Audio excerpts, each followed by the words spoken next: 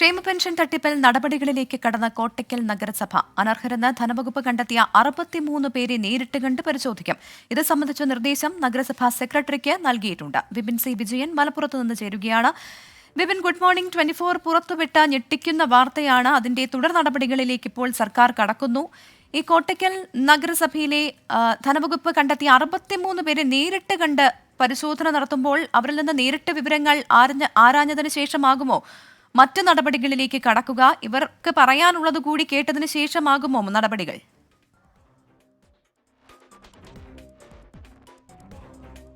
പ്രഭിത, ഈ ക്ഷേമ പെൻഷൻ തട്ടിപ്പിൽ വിവാദത്തിലായ കോട്ടക്കൽ നഗരസഭ ഇപ്പോൾ സർക്കാരിൽ നിന്നൊരു നിർദ്ദേശം വരുന്നതിന് മുൻപ് തന്നെ അതിന്റെ പ്രാരംഭ നടപടികളിലേക്ക് കടക്കുന്നു എന്നുള്ളതാണ് ഏറ്റവും ശ്രദ്ധേയമായിട്ടുള്ള കാര്യം.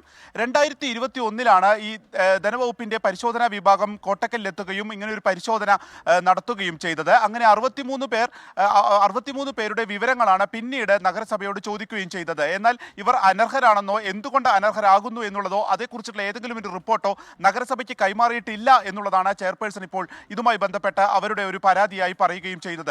അങ്ങനെ ഒരു റിപ്പോർട്ടും ഇതുവരെയും നൽകാത്തത് കൊണ്ട് തന്നെ അതിലൊരു തുടർ നടപടികൾ ഉണ്ടാവുകയും ചെയ്തിട്ടില്ല.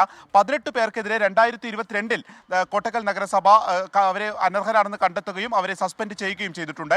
മറ്റുള്ളവരുടെ കാര്യത്തിലൊന്നും ഇതുവരെ മറ്റൊരു നടപടിയും കൈക്കൊണ്ടിട്ടില്ല. അപ്പോൾ ഈ 63 പേർ ഇപ്പോൾ അനർഹരാണ് എന്നുള്ളത് വാർത്താമാധ്യമങ്ങളിലൂടെ പുറത്തു വന്ന ഈ ഒരു സാഹചര്യത്തിൽ അവരെയെല്ലാം നേരിട്ട് കണ്ട് എന്താണ് അവർ ഇപ്പോൾ അവരുടെ ഒരു സ്റ്റാറ്റസ് എന്താണ്, അവർ എത്രത്തോളം അർഹതയുള്ളവരാണ് തുടങ്ങിയിട്ടുള്ള കാര്യങ്ങൾ പരിശോധിക്കുക, അവർക്ക് പറയാനുള്ളത് കേൾക്കുക തുടങ്ങിയ കാര്യങ്ങളിലേക്കാണ് ആദ്യഘട്ടത്തിൽ കടക്കുന്നത്.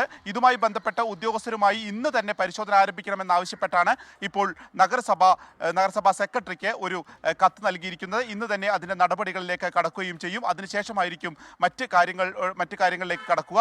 63 പേരിൽ ഇപ്പോൾ ആരൊക്കെ ആ ഒരു മാനദണ്ഡ പ്രകാരം ഇത് വാങ്ങുന്നുണ്ട്, അല്ലെങ്കിൽ ആരൊക്കെ അനർഹരെന്നുള്ളതിന്റെ ആദ്യഘട്ടം എടുക്കുകയായിരിക്കും ആദ്യം ചെയ്യുന്നത്. അതിനുശേഷം 32 വാർഡുകളിലായി മുഴുവനായും പരിശോധിക്കാനാണ് ഇപ്പോൾ തദ്ദേശ വകുപ്പിന്റെ ഒരു തീരുമാനമുണ്ടായിരിക്കുന്നത്. ആ കാര്യങ്ങളിലേക്കും നഗരസഭ അതിവേഗം തന്നെ കടക്കുകയാണ്. ഇപ്പോൾ വിപിൻ സി വിജയനാണ് മലപ്പുറത്ത് നിന്ന് വിവരങ്ങൾ നൽകിയത്. ക്ഷേമ പെൻഷൻ തട്ടിപ്പിൽ കൂടുതൽ നടപടികളിലേക്ക് കോട്ടയ്ക്കൽ നഗരസഭ കടക്കുകയാണ്.